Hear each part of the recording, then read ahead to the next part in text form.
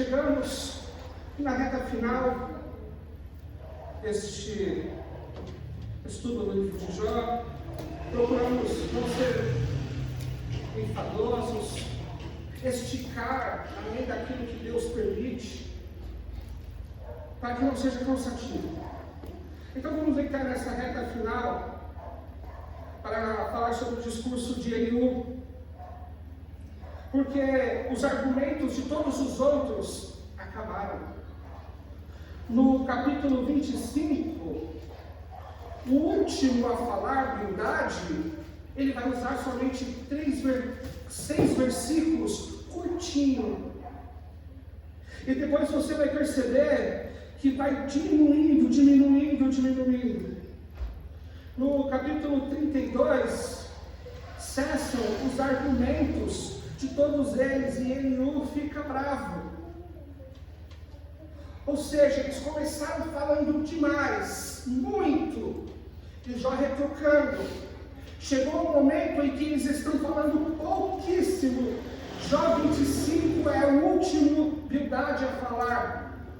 Já Jó, ele pega do 26 ao 31, enquanto o argumento daqueles homens ia diminuindo, o argumento de Jó ia crescendo cada vez mais. Cada vez ele usava mais capítulos e mais textos para se justificar. Ou seja, ainda está mostrando o fracasso de toda a sabedoria humana e de toda a filosofia que reinava naquele tempo e reina até hoje. Acreditava que a experiência humana poderia trazer ciência para entender todas as coisas. A experiência de um homem pode fazê-lo entendido acerca da vida de outro homem. Não entender a complexidade que é cada ser humano, e a diferença de força, de fé, e outras tantas diferenças de criação que tem, fazendo de cada indivíduo alguém diferente e especial. Já outro acreditava que a sabedoria dos pais, dos avós, dos homens antigos que deixaram esses ensinos sobre um ensino oral, uma lei oral, a qual ia passando de pai para filho na mesa de almoço ou de jantar, eram ensinados de pai para filho e iam passando. Acreditavam que na sabedoria popular estava ali a verdade, mas Jó também não acreditou. Ele falou que a sabedoria popular morre com o povo, que a palavra de Deus, ele quer ouvir da boca de Deus a verdade. O último vai dizer o quê? Que a regra está acima de todas as coisas. Ele vai trazer um discurso legalista e religioso, dizendo que as regras da religião, elas podem perscrutar o coração do ser humano e elas devem ser aplicadas a ferro e fogo, e assim como a religião pune e é de uma maneira que não tem nenhum tipo de elasticidade, é ferro e fogo, assim também é Deus. E Jó não acredita nisso. Não, Deus não pode ser assim. Então agora eles vão cessando seus argumentos, pois eles não conseguem convencer Jó. Mas quando eles param de falar, aparece um novo personagem, um personagem que talvez não era tão relevante, mas esteve ali todo o tempo, porque ele diz assim que ele ouviu as palavras de todos, e por ser o mais novo, ele aguardou para falar depois, mas ficou extremamente bravo. Por quê? Porque os homens tinham parado de contrapor-se contra Jó, e Jó estava ganhando aquela batalha, estava humilhando a todos, mas tinha uma demanda. Jó precisava reconhecer a sua falha, precisava se arrepender. Era essa a demanda de Deus. E o que esse homem vai fazer para que Jó receba as suas palavras? Vamos ver no texto. Porque nenhum dos homens sabe acerca do pecado de Jó. Os outros acusam o pecado de Jó. Um vai falar que é dos filhos, o outro vai falar que ele roubou a viúva. Ou seja, um monte de achismo. Um monte de achismo. Mas só o Espírito de Deus poderia falar. E este homem, chamado Eliú, ele não vai apelar para a experiência humana, ele não vai apelar para a experiência dos antigos, ele não vai apelar para a religião e a regra, ele vai dizer assim que não é o tempo que traz a sabedoria, mas é o Espírito de Deus. Ele vai falar que ele está constrangido a falar e há um impulso dentro dele, e ele esperou, mas esperou como um odre, na qual tem um vinho novo, ou seja, ele está quase a estourar, ouvindo todas aquelas coisas. E ele vai falar, e ele vai explicar para Jó. Ele vai repreender os amigos de Jó, dizendo: ora, os amigos falharam, pois deveriam conduzir Jó ao arrependimento de maneira mansa e amorosa. Esta é a falha dos amigos de Jó no segundo período. Eles deveriam conduzir Jó ao arrependimento ou a olhar para si próprio, para suas falhas, de maneira mansa e amorosa.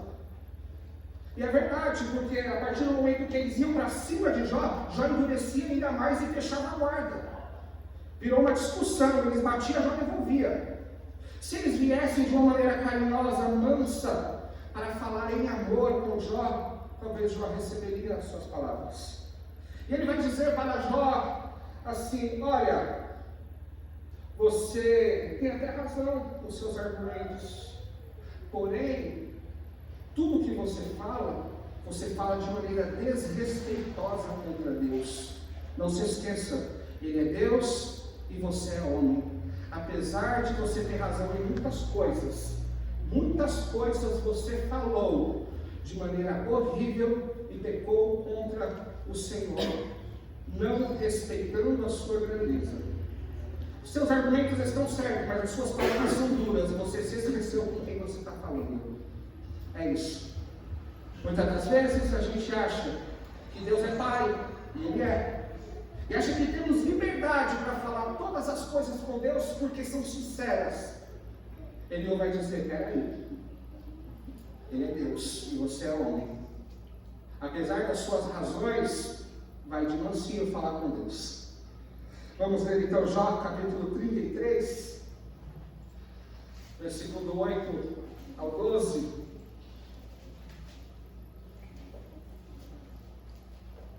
Glória a Deus.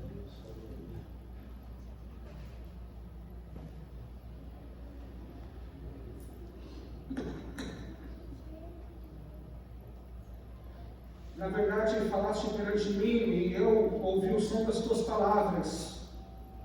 Estou limpo e sem transgressão, puro. Sou e não tenho iniquidade.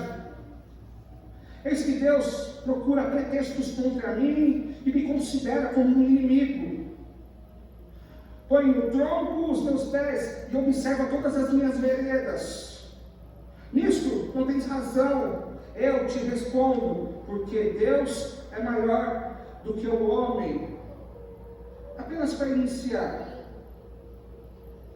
Deus, eu não tenho culpa nenhuma, e Ele fica caçando picuinha para me punir. Ele fica procurando um pecadinho pequeno e se transforma em algo grande para que Ele possa me colocar no tronco e me punir. Parece que Ele tem prazer na minha dor e Ele fica olhando com um olho, examinando cada passo, cada almoço, cada palavra que eu falo, cada caminhada, eu no trabalho, para procurar um pecado em mim a fim de me punir. Aí Ele vai dizer: não, quanto a isso você não tem razão. Apesar dos seus argumentos teológicos compreenderem melhor do que os outros acerca do sofrimento, as suas palavras estão extremamente erradas. Deus, Ele não precisa disso. Se Ele quiser, Ele vai lá, porque todos os pecados estão constituídos da glória de Deus. Ele pode amassar todos e puni-los todos. Ele pode fazer isso de uma maneira instantânea e seria justo. Para que Ele ficaria procurando um pecadinho, observando Jó, querendo que ele tropece para poder puni-lo? Não. Então Ele está trazendo com o seu sofrimento palavras erradas acerca do caráter de Deus. Ele não vai chamar a atenção dele várias vezes. Cala a boca. Fecha a tua boca e eu te ensinarei. Não jogue palavras ao vento, fica quieto, fica quietinho, ouça mais. No meio da sua dor, segura as palavras. Faça um filtro na sua mente antes de soltá-la. Ele não vai chamar a atenção dele para todas essas coisas. Eliú, filho de Baraquel, o Buzita. Não se sabe muito a respeito deste homem, da sua linhagem, mas ele é um homem que morava ou vivia perto do território de Uz, ou seja, mais próximo dos amigos de Jó. Por isso que ele não é citado quando diz que os amigos que vieram do Oriente para condoer-se, ele não precisou atravessar, ele estava perto. Provavelmente seu pai conhecia Jó de maneira mais íntima, ele é um jovem muito novo. Mas ele estava lá com Jó esse tempo todo, ouvindo todas essas discussões teológicas, louco para falar alguma coisa, mas ele tinha que esperar. Por quê? A tradição. Ele não poderia entrar quebrando a tradição de maneira desrespeitosa, talvez as pessoas ficariam enfurecidas e nem dariam ouvidos a ele. Então ele faz da maneira certinha para que ele possa ser ouvido. Que tradição é essa? Naquele tempo havia uma regra chamada gerontocracia, onde o mais velho tem domínio e preferência sobre os mais novos. Isso vem desde os tempos antigos. Então, a preferência de fala, de mesa, de comida, de falar em público é sempre do mais velho. Os mais novos devem esperar todos os mais velhos falarem, para aí sim abrir a sua boca. E ele faz tudo isso e espera, pois ele é o mais novo de todos. E então ele vai abrir a boca e ele vai começar a falar o seu discurso. Capítulo 32 inteiro, ele vai falar do seu impulso. Ele vai começar com poesia, falando a eles que eu estou com um odre, com vinho novo, essa é a minha boca, não cansa, preparem-se para receber o favo de mel que sai de mim. Ele vai começar a fazer aquela poesia. O que ele está dizendo? Eu estava a fim de falar, mas eu segurei até agora. Capítulo 33, ele vai continuar com essas palavras, até que de repente, ele vai iniciar algo extremamente importante. Vamos lá. Lembra que Jó, ele falou essas coisas, sou justo, Deus está procurando picuinha, coisinhas para me punir. Mas é interessante que ele tem uma ciência de que Deus trata todos igual, quando diz respeito a coisas terrenas. Obviamente, a coisas espirituais, o privilégio é dos salvos, pois eles receberam o Espírito de Deus que trabalha em frutos morais diferentes do ímpio, e também com dons também. Mas quanto às coisas terrenas, o tratamento de Deus é igual. Sofre o justo, sofre o ímpio. Chove, alaga a casa do justo, alaga a casa do ímpio. Tem seca aqui na região, opa, fica com sede o justo e o ímpio. Tem problemas todos. Então Jó já tem algo diferente de todos. Mas, vamos lá, Jó 33, 14. Vamos ler bastante agora. Porque depois de preparar, agora vamos ao assunto mesmo. Vamos lá? Pelo contrário, Deus, ele fala de um modo, sim, de dois modos, mas o homem não atenta para isso. Em sonho ou em visão de noite, quando cai o sono profundo sobre os homens, quando adormecem na cama, então lhe abre os ouvidos e lhe sela a sua instrução, para apartar o homem do seu desígnio e livrá-lo da sua soberba, para guardar a sua alma da cova e a sua vida de passar pela espada. Também no seu leito ele é castigado com dores incessantes, contendas nos teus ossos, de modo que a sua vida abomina o pão e a sua alma a comida apetecível. A sua carne que se via agora desaparece e os seus ossos que não se viam agora se descobrem. A sua alma se vai chegando à cova e a sua vida aos portadores da morte. Se com ele houver um anjo intercessor, um dos milhares, para declarar ao homem o que lhe convém, então Deus terá misericórdia dele. Anjo aqui é mensageiro de Deus, pode ser um ministro, um pregador, um evangelista. Então Deus terá misericórdia dele e dirá ao anjo: retire-o, para que não desça a cova, achei resgate. A sua carne se robustecerá com o vigor da sua infância, e ele se tornará como os dias da sua juventude. Deveras orará a Deus, que lhe será propício. Ele, com júbilo, verá a face de Deus, e este lhe restituirá a sua justiça. Cantará diante dos homens e dirá: pequei, perverti o direito, e não fui punido segundo eu merecia. Deus redimiu a minha alma de ir para a cova, e a minha vida verá a luz. Eis que tudo isto é a obra de Deus, 3 vezes para com o homem, para reconduzir da cova a sua alma e alumiar com a luz dos viventes. Escuta, pois, ó Jó, ouve-me, cala-te, e eu falarei. Se tens alguma coisa a dizer, responda-me, fala, porque desejo te justificar. Diferente esse discurso. Jó não falou nada depois que este cara discursa e termina o seu discurso. Jó não abre a boca para retrucar. E esse homem mostra a sua intenção. Eu não estou querendo aqui te condenar, eu estou querendo te justificar.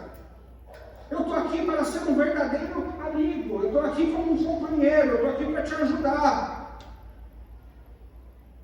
Mas uma coisa você tem que entender: o bem, Deus faz diversas surpresas, mas quando lhe vem o mal, Deus nunca te pega desprevenido. Ele sempre fala palavras: preparem-se para o dia da tribulação. Preparem-se, guardem azeites na sua botija. Deus nunca vai pegar com o mal de maneira desprevenida os seus servos. Mas antes ele fala uma não, 2 vezes. Ele fala em sonhos e em visões. Ou seja, Jó não pegou e foi pego desprevenido. O Senhor falou com ele em sonhos e em visões: arrependa-te, muda o seu comportamento, cuidado com o orgulho e seja humilde. Mas talvez o orgulho era tão grande que ele deve ter pensado: deve ser para alguém esse sonho, eu vou entregar o nome, vai para ele. E ele ignorou. Naquele tempo, o Senhor ainda não havia dado a lei, não havia ainda chamado Moisés para trazer a lei escrita em tábuas de pedra. Então o Senhor, com os seus servos, ele revelava a sua vontade em sonhos e visões. Reparem, desde os patriarcas, Abraão recebeu em sonho a visão de tudo aquilo que iria ocorrer com a sua descendência, no capítulo 15 de Gênesis, que seriam cativo 450 anos.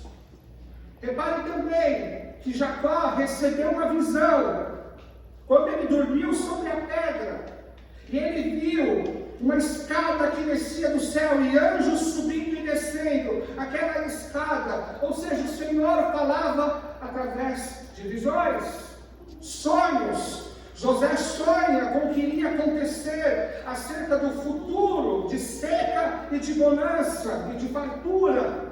José também sonha com os tribos se dobrando perante ele. Deus falava em sonhos e em visões com os patriarcas, e ele não deixou de avisar Jó. Então a primeira coisa, o primeiro momento que Deus fala é conosco. Atenção para sonhos. Atenção para quando alguém fala alguma coisa, o Senhor pode falar no sobrenatural.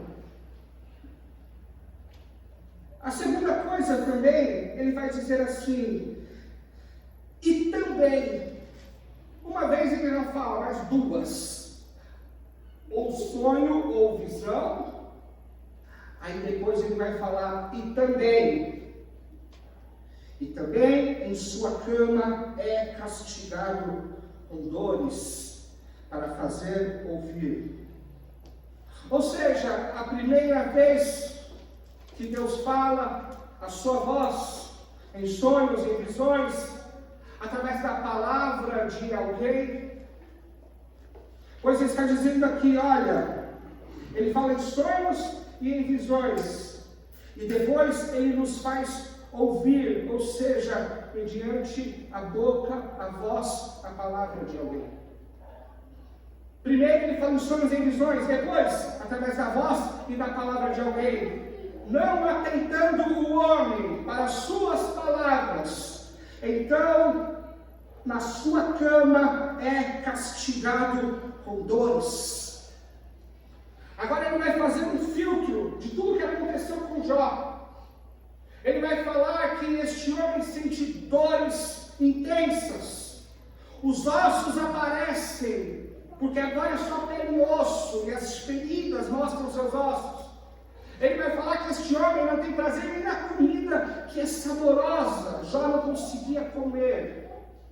Vai falar sobre dores, sobre todas essas coisas, vai falar que este homem fica perto da morte e não morre, os mensageiros da morte estão ali perto dele, quase para levá-lo. É a terceira vez que Deus fala, é desse jeito. E é engraçado que este é o jeito que o servo dele escuta. Este é o jeito em que não dá para tapar os ouvidos, porque quando Deus fala através da dor, é como se ele gritasse.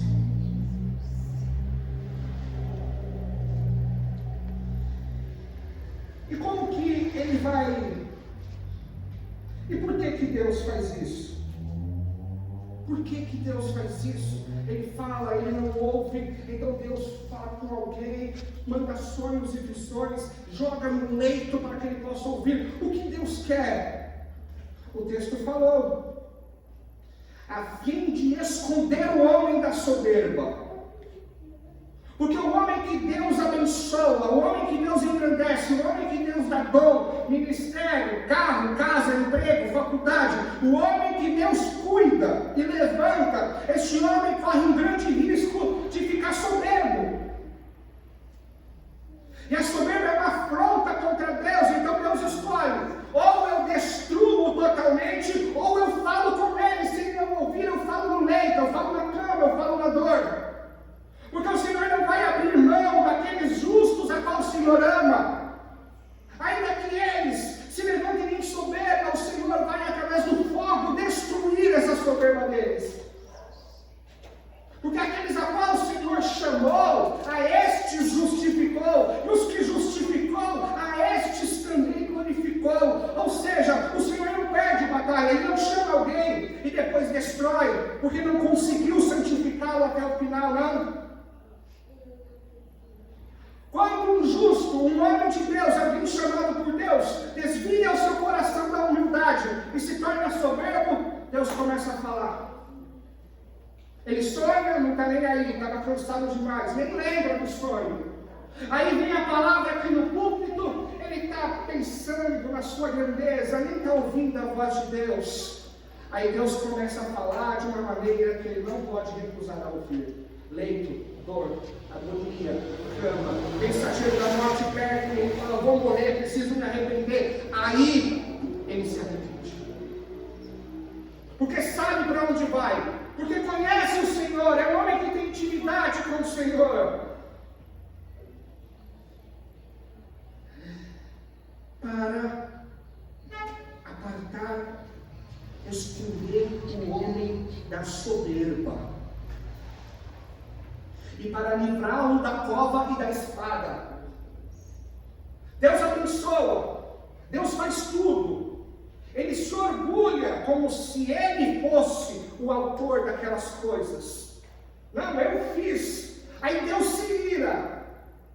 E para não matá-lo na espada, e para não abrir a cova e jogá-lo lá como um nada, Deus começa a trabalhar nessa pessoa, para livrá-lo da cova e da espada. É por isso que Deus começou a falar intensamente com Jó. Ele queria salvar a vida de Jó. Porque quando Jó ignora todos os feitos de Deus e atribui para si próprio, ele é um mentiroso, porque Deus é que fez todas as coisas e cuidava dos seus bens, cuidava da sua família. Tanto é que quando ele tirou a mão por um dia, acabou-se tudo. Então tudo que somos, tudo que Deus deu, tudo que acontece na nossa vida de bom, glória a Deus. E se um dia nos orgulharmos e quisermos passar por cima de outro irmão, tratar mal as pessoas como Jó fez, porque apesar de ele ajudar, eram cães do seu rebanho, eram homens barrigudos e famintos, eram homens que comiam raízes, eram homens que não serviam nem para ser escravos dele. Isso ele disse. Aí Deus olhou e falou: ah, é? E você servia de escravo para mim? E você, porventura, era alguém útil para mim quando eu te encontrei? Não! Deus fez tudo isso. Então Jó começa a ter esse resquício de orgulho, e Deus precisa arrancar. Para quê? Para que Deus não mate, para que Deus não lance na cova como um ímpio qualquer. Deus vai trabalhar para limpar aqueles que são seus.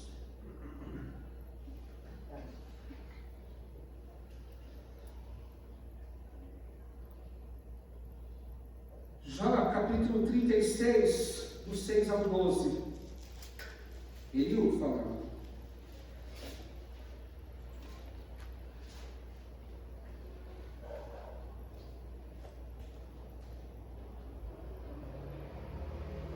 Não poupa a vida do perverso, mas ele faz justiça aos aflitos. Dos justos, ele não tira os olhos, antes, como rei no trono, ele os assenta para sempre, e são exaltados. Se estão presos em aguilhões e amarrados com cordas de aflição, ele lhes faz ver as suas obras e as suas transgressões, e que se houveram com soberba. Abre-lhes também os ouvidos para a instrução, e manda-lhes que se convertam de sua iniquidade. E se ouvirem e o servirem, acabarão seus dias em felicidade, e os seus anos em delícias. Porém, se não ouvirem, serão transpassados pela lança, e morrerão na sua cegueira. Os ímpios de coração amontoam para si a ira, e aguilhoados por Deus, não clamam por socorro. Somente até aqui.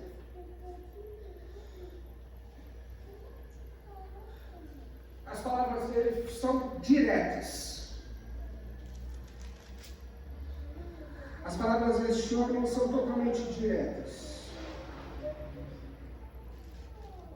Ele não preserva a vida dos perversos, mas dá direito ao pobre.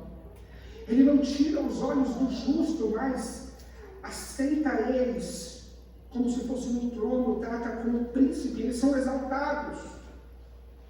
E se eles estiverem ligados em aguilhões e presos em corda de aflição, então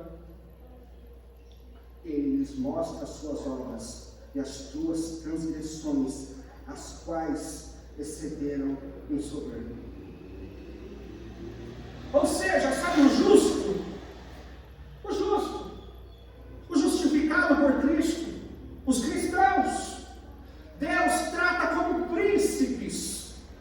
Aceitarão eles e assenta eles desde agora em tronos para sempre. Pois Jesus disse: eis que como o Pai me deixou assentar no teu trono, aquele que crê em mim também deixarei se assentar comigo no meu trono. Ou seja, Jó já está falando.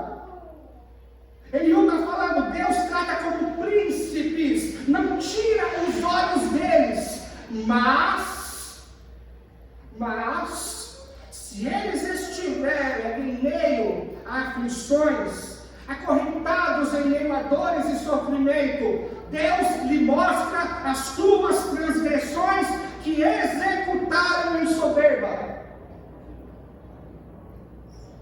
Ou seja, eu te trato como príncipe, mas se o negócio é estreitar, eu estou querendo te mostrar as suas transgressões e não te matar. Querendo que você olhe para si mesmo e encontre esse orgulho alojado e os feitos que você fez com esse orgulho, para que você se arrependa. Para que você se arrependa. Ele fala, ele abre os ouvidos para que você ouve neste momento. Porque ele já falou nos sonhos, ele já pregou a palavra, mas na dor ele grita, você vai ter que ouvir. E se ouvir, aqui a gente vai ver a diferença do justo e do ímpio. Aqui a gente vai ver a diferença dos que são chamados por Deus desde a eternidade e dos que não são. Porque depois ele vai falar, a mesma coisa acontece com o ímpio, não é? Mas ele não ouve e morre sem entendimento. Mas o sofrimento não traz proveito para ele, pois ele não consegue ouvir a pedagogia do sofrimento. Por isso que Deus pode tratar a todos. Os eleitos vão se arrepender, vão ouvir a sua voz, vão se encontrar com Deus. E o final deles será a felicidade eterna. O final dele será transformado e mudado. Olha só. Abre-lhes também o ouvido para a disciplina e ordena-lhes que se convertam de sua maldade. Ao invés de a gente ficar chorando, foi culpa desse, foi culpa daquele. A dor está gritando, dizendo, se arrependa e se converta da tua maldade. E para de ser orgulhoso, porque eu te exaltei, não foi para isso, para pisar em ninguém. É isso que Deus fala.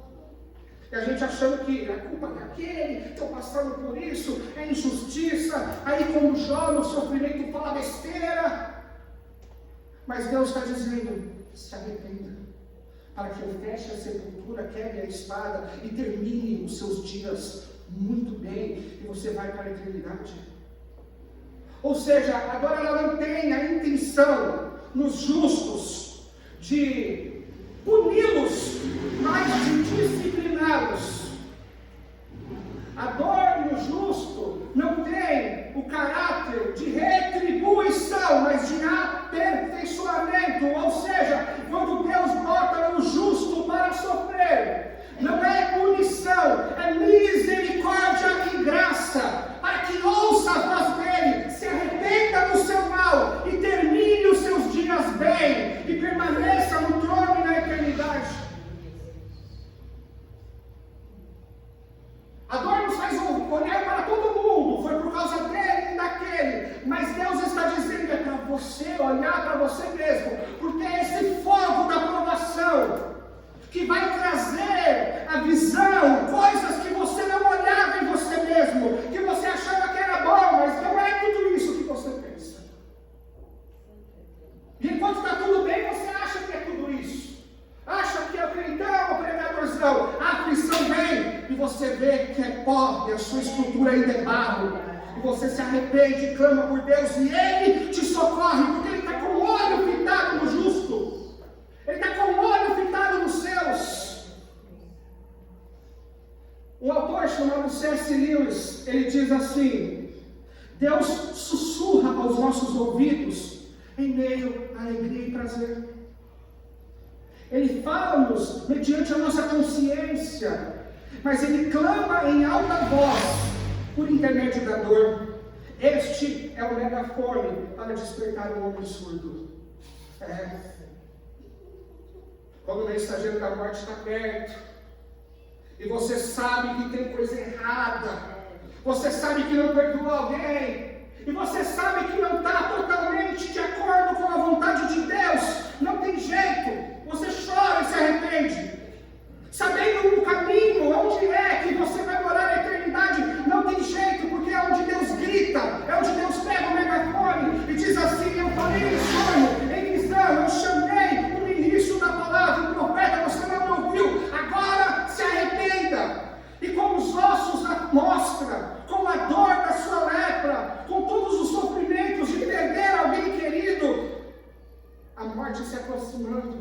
você fala, não, se eu morrer agora, acabou, não, Senhor, me arrependa, até dos pecados que me são ocultos.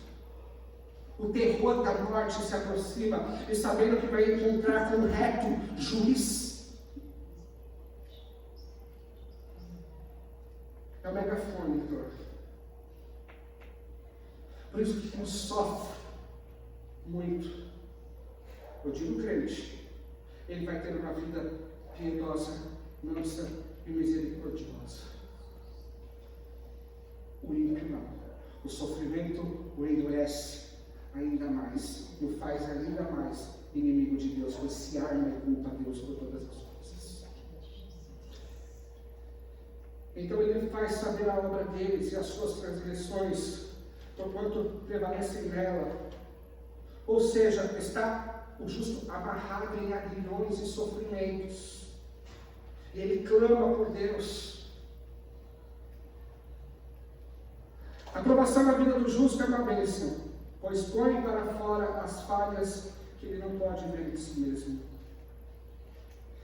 Ao aflito da sua aflição e na opressão, revela os seus ouvidos.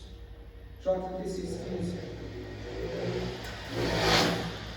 Ao aflito, ele livra da aflição, e na opressão se revela aos seus ouvidos. Ou seja, é por isso que Jó gritou: eu conhecia-te só de ouvir falar, mas agora eu te vejo. Porque, como disse Eliú aqui, ao aflito ele livra da aflição, e na opressão ele se revela aos seus ouvidos.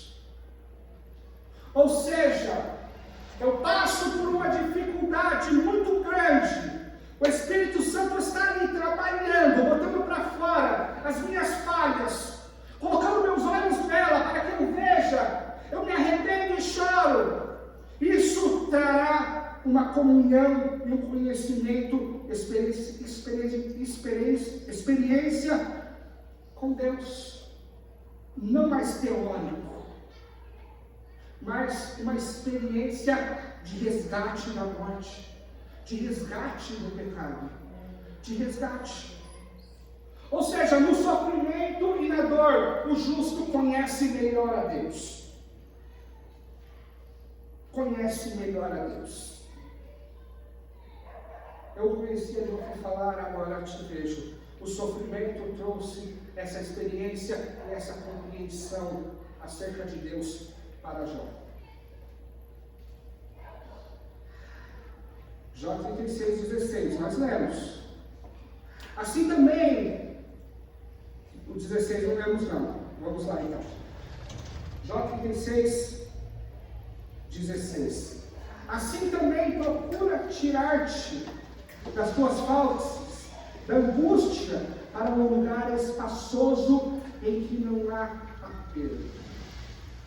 Ou seja, o desejo do Senhor com a dor é que essa pessoa olhe para as suas falhas, se arrependa, e toda aquela angústia, que angústia é como se um aperto na garganta, se torne um lugar espaçoso, onde ele pode cantar cânticos e glorificar a Deus novamente. Percebe-se que Isaías 54 inicia-se depois do sofrimento do Messias, capítulo 53, inicia-se com um grito. Canta alegremente, ó estéril, que não deste a luz. Exulta com um alegre canto e exclama, tu que não tiveste dores de parto. Porque mais são os filhos da mulher solitária do que os filhos da casada, diz o Senhor. Alarga teu espaço, alarga tua tenda, estenda o todo da tua habitação. Ou seja, a comparação é como uma dor de parto, o sofrimento. Por quê? Porque uma esposa, uma mulher que tem um filho, ela sente dores terríveis e contrações que vão aumentando. Mas quando a criança nasce e é jogada no seu colo, ela se esquece até da dor, pois ela consegue sorrir e chorar de alegria em um estalar de dedo. Deus estava dizendo que Jó pode sofrer, mas mas quando ele for aperfeiçoado, conhecer mais a Deus, ter mais comunhão com Deus, ele vai se esquecer de tudo que ele passou, pois o gozo e a alegria será infinitamente maior do que toda a dor que ele passou. Não é uma aprovação, ela não é uma punição, ela é uma cirurgia para arrancar orgulho. É uma cirurgia para arrancar esses pecados alojados no coração interior do homem.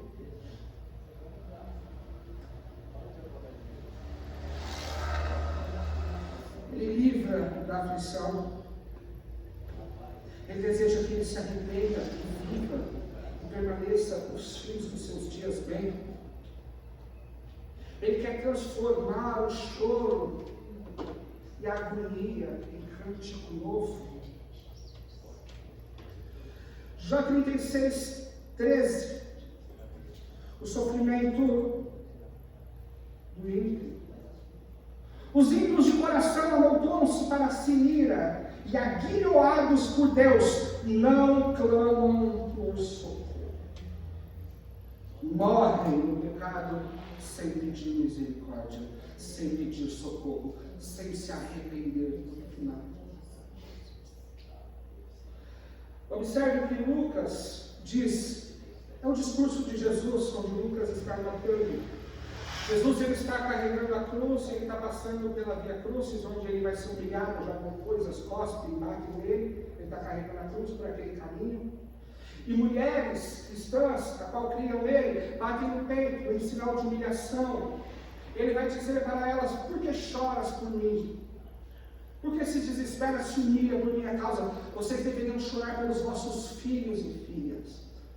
Aí ele vai falar dos dias futuros do que vai acontecer. E a expressão que ele fala é interessante. Ele vai falar que os homens sentirão tantas dores e tanto desespero e medo, que dirão, Lucas 23, do 28 ao 30, caiam sobre nós as montanhas e nos mate. Caia sobre nós as montanhas e nos mate. Ou seja, no momento de desespero, no momento de dor, ao invés de pedirem misericórdia e graça de Deus, salva-nos, eles dizem que eu morra. Porque quando o sofrimento amolece o coração dos escolhidos, endurece o coração do ímpio, porque o inferno existe e precisa ser povoado. Vai ter que ter alguém lá.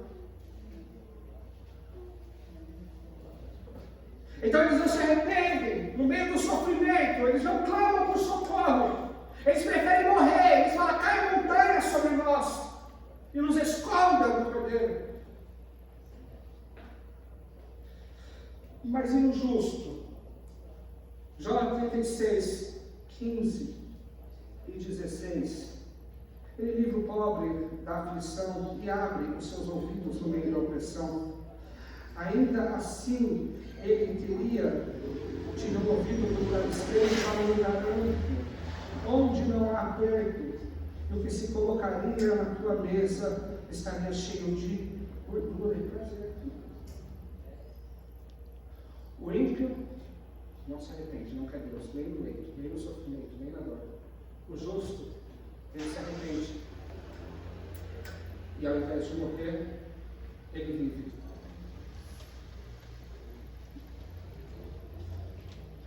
Observe que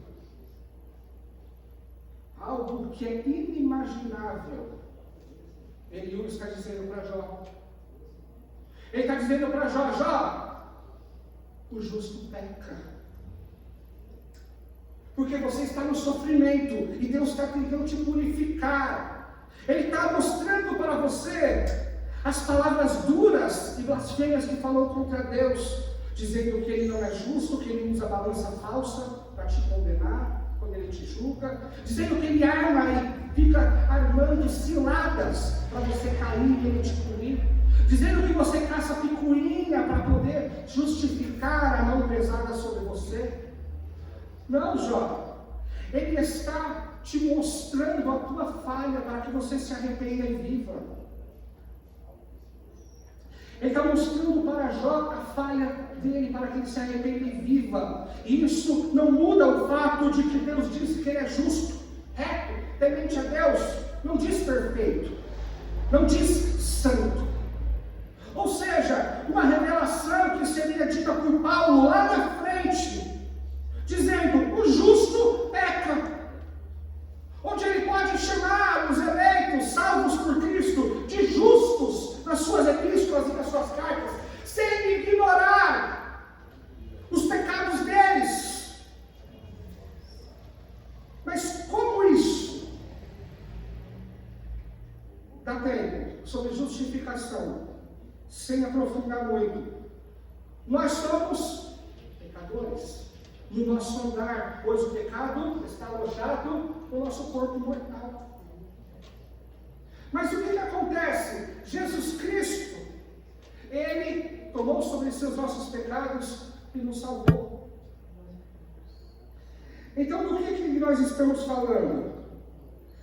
Estamos falando de alguém que é pecador e que é considerado justo por Deus. Eu e você. Por quê? Porque quando Jesus estava na cruz do Calvário, a nossa injustiça e o nosso pecado foi imputado sobre ele. A palavra imputar quer dizer considerar, lançar sobre, pôr na conta. Era assim que se fazia com o cordeiro no Antigo Testamento. Por isso as mãos na cabeça o sacerdote colocava, lançando sobre o cordeiro os pecados de todo o povo. Isso se chama imputação. Aquele cordeiro era considerado pecado e depois ele era degolado, o sangue escorrido, repartido e colocado no holocausto. Ou seja, aquele cordeiro ele é puro. Aquele cordeiro ele é virgem. Não tem mancha, não tem mácula, não tem nada. Mas pela imputação ele é considerado pecador, com o pecado de todos, e ele é morto por isso. Isso aconteceu com Jesus, pois o cordeiro inocente, puro, santo, perfeito, onde na sua caminhada não há dolo, nem no seu caráter, foi lançado sobre ele os pecados de todos, ainda que na sua carne ele não tenha pecado, ele foi considerado pecador, imputado sobre ele, lançado na sua conta, considerado como. Isso é algo jurídico, ainda que na sua carne ele seja perfeito, havia uma demanda jurídica e um peso sobre ele, a qual ele seria condenado por isso. Estamos falando de alguém santo, considerado pecador, pelas demandas da lei e pelo pecado imputado dos outros. Mas agora vamos para nós. Nós somos pecadores no nosso andar, no nosso falar, no nosso caminhar. Mas a justiça de Cristo foi imputada sobre nós, colocada na nossa conta, nos termos jurídicos diante de Deus. Não há nenhuma demanda da lei para nos punir, porque foi imputada a justiça de Cristo, considerado justo, lançado sobre a conta. Ou seja, no que diz respeito à área jurídica da lei, nós somos santos, perfeitos e puros, porque Cristo lançou sobre a nossa conta toda essa justiça. Mas no que diz respeito ao nosso caminhada, pecadores. Justos na demanda da lei, porque Cristo pagou todo o preço e lançou justiça sobre nós, pecadores, na nossa caminhada, aguardando que aquilo que Cristo apresentou de nós a Deus seja verdadeiro. Quando o Espírito Santo terminar o trabalho, fomos apresentados perante Deus através do sangue como justos e perfeitos, e agora o Espírito Santo tem a responsabilidade de nos transformar naquilo que foi apresentado juridicamente. Por isso ele trabalha todos os dias, por isso ele santifica no leito, por isso ele fala nos sonhos, por isso ele fala no leito, por isso ele vai transformando a cada glória a Deus, a cada oração, a cada vitória ou a cada derrota, sempre trabalhando. Ah, mas eu estou tão longe, fica tranquilo, ao soar da última trombeta, o seu corpo será revestido de incorruptibilidade, ou seja, não pecará mais, e ele terminará o trabalho, porque no céu não entra pecado, no céu não entra pecador. Então ele vai terminar este trabalho, e aquilo que Cristo apresentou de nós vai ser o que será entregue. quando subirmos ao céu. Ou seja, já você é justificado por Deus, mas no seu caminhar tem falhas. Você consegue ser justo mediante a Cristo e as demandas da cruz, mas pecador mediante ao seu próprio andar. Ou seja, nós somos justos mediante ao que Cristo fez por nós e apresentou a Deus, mas pecadores. E Ele é justo mediante a toda a sua caminhada, caráter e tudo que Ele apresentou na terra, mas foi considerado pecador por causa da nossa dívida de pecado. Então, isso quer dizer o quê? Que não havia pecado nele. O que Ele carregou dos nossos pecados em Isaías 53 é algo exterior, estava só na sua conta que Ele foi imputado, mas Ele, sem pecado. Ele está revelando para Jó, você é justo, né? Temente a Deus, e daí se arrependa, porque você não é o Cristo, e você não é perfeito. Não interessa que você anda certinho, você se ensoberbece justamente da tua bondade, justamente dos seus feitos bons, justamente de quem Deus fez de você. Até na obra boa pode haver soberba e pecado. Até mesmo na doação e na boa ação pode haver orgulho e pecado. Isso vai inviabilizar aquela obra e vai desaparecer do seu galardão. Eu ajudo porque eu sou melhor, eu estou numa posição melhor, eu sou bom. Eu sou bom, por isso eu ajudo. Eu sou bom, por isso eu socorro. Olha quem eu sou. Aí todas essas obras, como são purificadas no fogo, não passa nenhuma para a coroa e para o galardão. Então Jó está aprendendo o quê? Meu amigo, louvo a Deus pela sua conduta, mas se arrepende mesmo assim, porque você não é perfeito e basta uma mancha, basta uma mosca na tua sopa e você já vai querer rejeitar aquele prato. Vamos ver 1 Pedro 1, 6 e 7.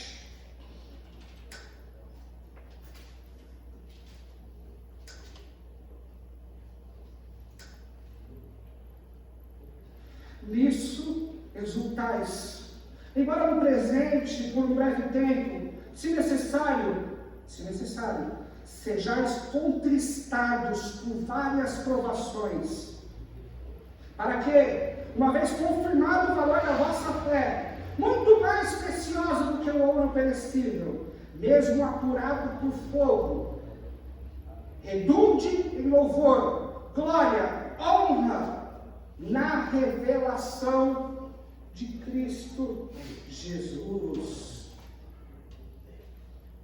Ele está dizendo assim: se necessário for,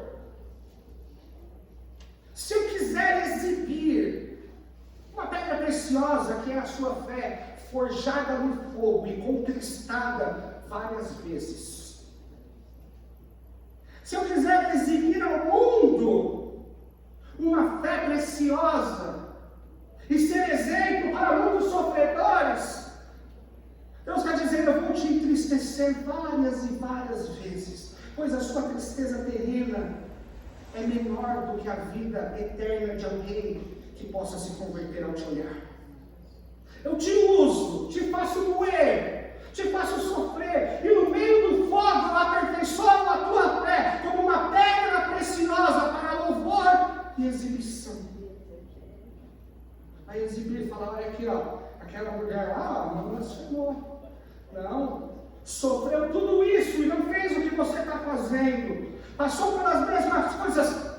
É uma fé provada no fogo, no meio do sofrimento e da tribulação, apresentada para o louvor e glória de Cristo de maneira evangelística. Ou seja, a vida de um sofredor que louva a Deus e que chora na presença de Deus e que é feliz, é uma pregação do Evangelho para o mundo que sofre e não tem refúgio, e não tem consolo. Então, como olhar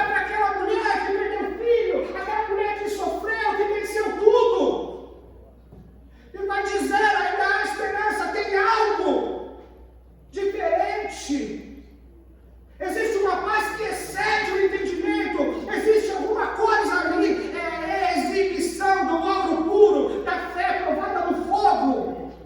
É evangelística, exibindo ao mundo alguém que sofreu e que louva ao Senhor e que pode ainda sorrir.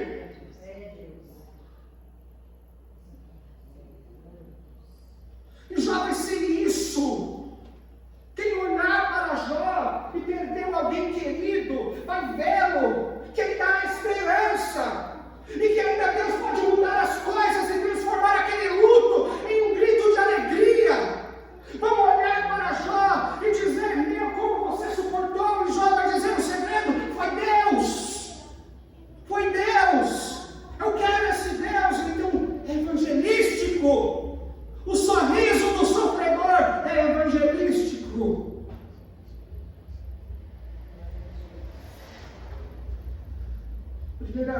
2 Coríntios, capítulo 1.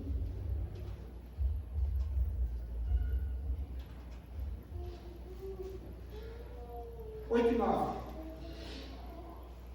1 Coríntios 1, 8 e 9.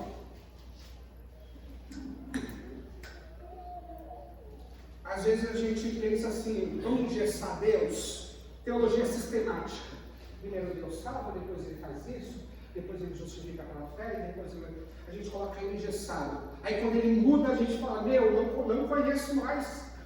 Eu achava que ele ia assim, ó. Olha, mas eu estudo a Bíblia, eu conheço como ele age. Não conhece nada. Não dá para alcançar ele, não dá. Então a gente pensa: ele não dá um sofrimento além da sua força. Espera. Porque não queremos, irmãos, que ignoreis a natureza da tribulação que nos sobreveio na Ásia. Ele está falando: eu não quero que vocês ignorem a tribulação que eu sofri na Ásia. Porquanto foi acima das nossas forças, a ponto de desesperarmos até da nossa própria vida. Contudo, já em nós mesmos tivemos a sentença de morte, para que não confiemos em nós mesmos, mas sim no Deus que ressuscita os mortos. Meu Deus do céu! Ele dá um problema só que você aguenta, aí você mata no peito e sai de boa, é? Não. Tem vez que vem além da tua força, a ponto de você olhar e dizer: não tem saída, não tem jeito, eu vou morrer. O mensageiro da morte só ali esperando, falando: vai, dá o último suspiro para eu te levar. E você não tem como, não tem cura para aquela doença, não tem mais nada. E você é obrigado a quê? A desesperar de toda a sua vida, a esquecer de todas as possibilidades humanas. E mesmo quando você acredita que Deus não vai fazer nada e você vai morrer, Paulo está dizendo: eu tive que acreditar no Deus que ressuscita os mortos, porque se eu morrer, a minha fé ainda não acabou. Eu creio que Ele vai me ressuscitar no último dia. Ou seja, vai haver momentos que Deus vai dar um problema que não tem saída, para que você seja obrigado a acreditar no poder sobrenatural de Deus. Foi dito numa pregação da Patrícia que o povo de Israel ficou em Pi-Hairote, lugar estreito e apertado, montanhas nublados, exército de Faraó atrás e o mar na frente. Ou seja, não tem saída, é obrigado a acreditar no Deus que abre o mar. Quando o médico diz não tem cura, e você vai ver até os ossos aparecer, você vai se desesperar e você vai ser obrigado a acreditar no Deus que ressuscita os mortos. Jó não acreditava que ele ia sair dessa. Jó não acreditava que ele ia sobreviver. Mensageiro da morte esperando, a pele, os ossos aparecendo, ele já não come há meses, fraco, mauzão, a morte ali perto, não tinha esperança na terra, não tinha médico, não tinha como se salvar, então ele foi obrigado a crer, sabe por quê? Jó capítulo 19, 5 ao 27.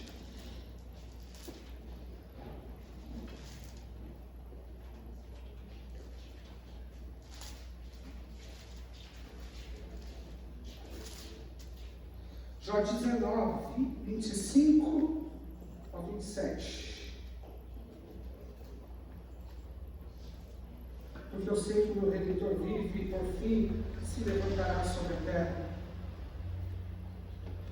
Depois, revestido este o meu corpo da minha pele, em minha carne eu verei a Deus.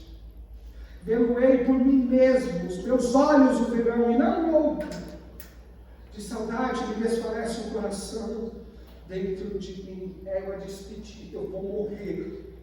Mas não acabou ainda. Por quê? Porque o meu Redentor vive. E essa pele, esse osso será revestido novamente. E ele me ressuscitará. E eu o verei com meus próprios olhos e matarei a saudade dele.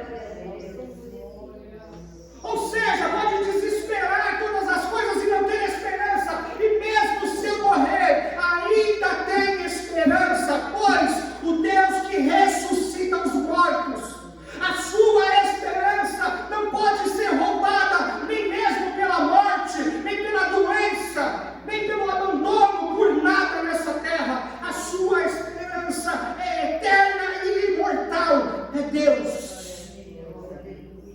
É Deus. Todo acabado, pele e ossos. Ele falou: pode acontecer. Ele vai me revestir de carne novamente. Ele vai me revestir com tudo isso. Meu Redentor vive e ele fará isso.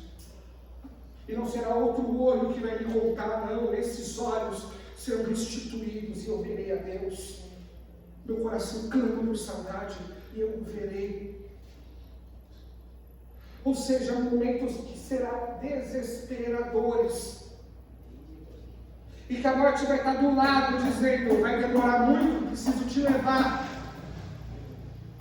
Naquele dia você tem que fechar os olhos com dignidade e dizer: eu ainda o verei. Pois este corpo que vai deitar neste lugar há de se levantar, revestido novamente de carne, e eu o verei face a face, com os meus olhos, e matarei a saudade dele.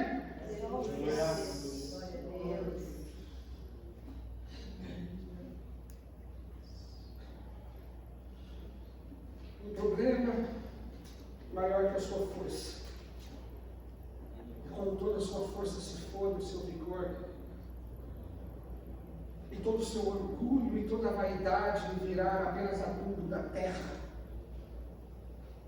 O Senhor ainda estará lá, velando por seus ossos, como fez com o de José, para ressuscitá-lo e revesti-lo novamente e matar a saudade, porque por um tempo, se morrermos, aguardaremos para vê-lo junto com todos os santos. Se coloquem bem em nome de Jesus.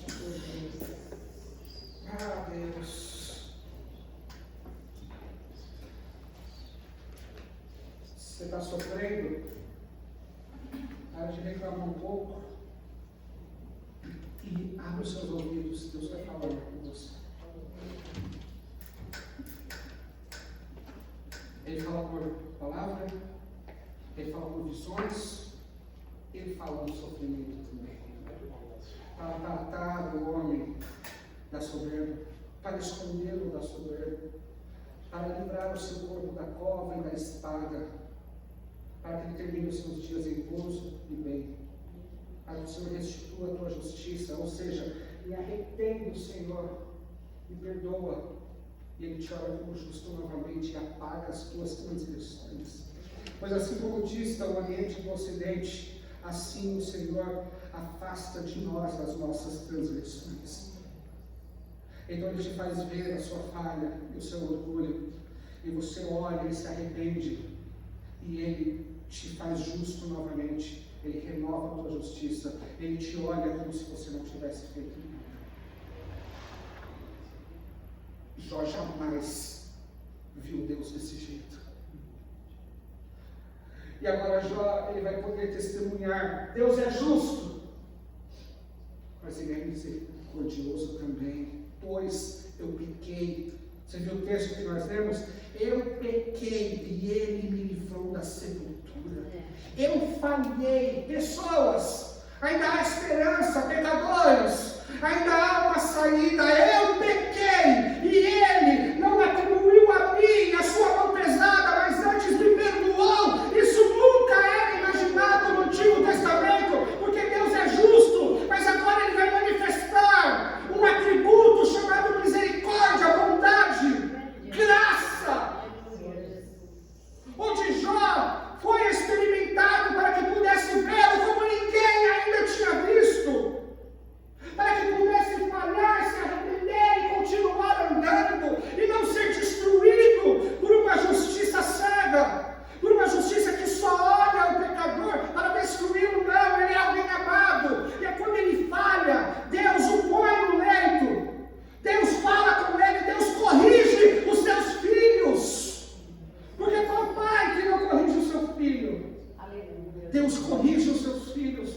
E se Ele encontrar falha em ti, Ele não vai te largar e te dispensar, mas Ele vai tratar este problema e transformar você em alguém melhor. Deus não joga fora os seus justos. Deus não tem preguiça de trabalhar no coração de pecadores. Agora Jó vai dar um testemunho novo. Se ele ouvir a voz do Senhor, se ele abraçar tudo isso que foi dito por ele, se ele reconhecer a voz de Deus, ele vai entrar em um novo relacionamento com Deus. Ele poderá dizer: Deus é justo, mas é misericordioso. Davi, quando fez besteira, Deus disse para ele: escolhe a tua punição. Eu posso matar o povo com pestilência e doenças. Eu posso mandar um exército inimigo destruir o povo de Israel e matar muita gente. Ou eu posso eu mesmo matá-los. O que você escolhe? Davi vai dizer: eu prefiro cair na mão do Todo-Poderoso. Prefiro que o Senhor nos mate, pois sei que tu és misericordioso e pode recolher a sua mão. Isso é maravilhoso. Eu quero cair nas mãos do Deus vivo, sabe por quê? Porque Ele é misericordioso, Ele pode recolher a sua mão e deixar de bater, Ele pode ter misericórdia.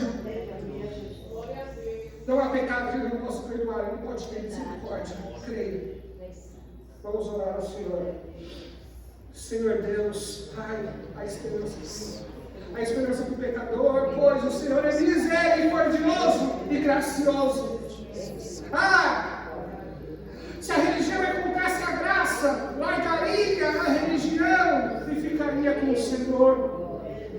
Senhor, se encontrássemos a graça, não tem como se apartar de Ti, Senhor. O Senhor nos constrange, o Senhor nos move a também ser assim com o próximo, a também perdoar, a também deixar para lá. Porque o Senhor fez isso conosco. Obrigado, Senhor. Obrigado.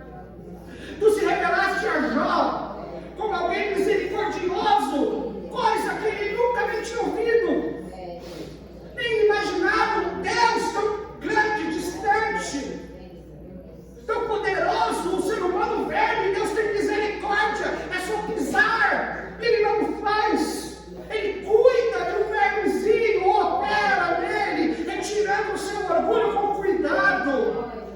Oh Deus, como é maravilhoso, Senhor, como é maravilhoso.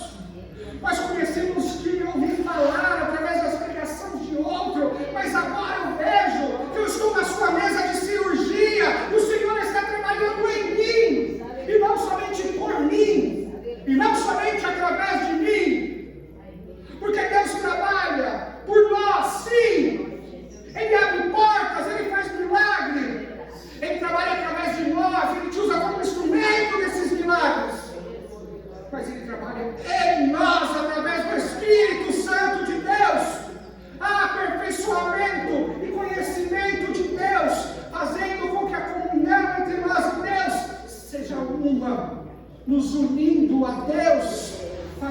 sejamos um, nos dando a mente de Deus, ainda que aqui na terra um pouquinho, mas já é o pensamento dele, a palavra de Deus, o coração de Deus, os frutos do Espírito Santo, a bondade de Deus, misericórdia, amor, temperança, paciência.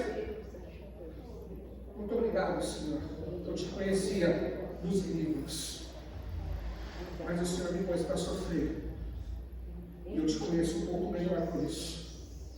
Eu pediria tudo de novo, se eu pudesse escolher, pois te conhecer melhor vale mais do que todo o sofrimento que passei. Valeu a pena, Senhor. Muito obrigado, Senhor. Em nome de Jesus. Estenda suas mãos.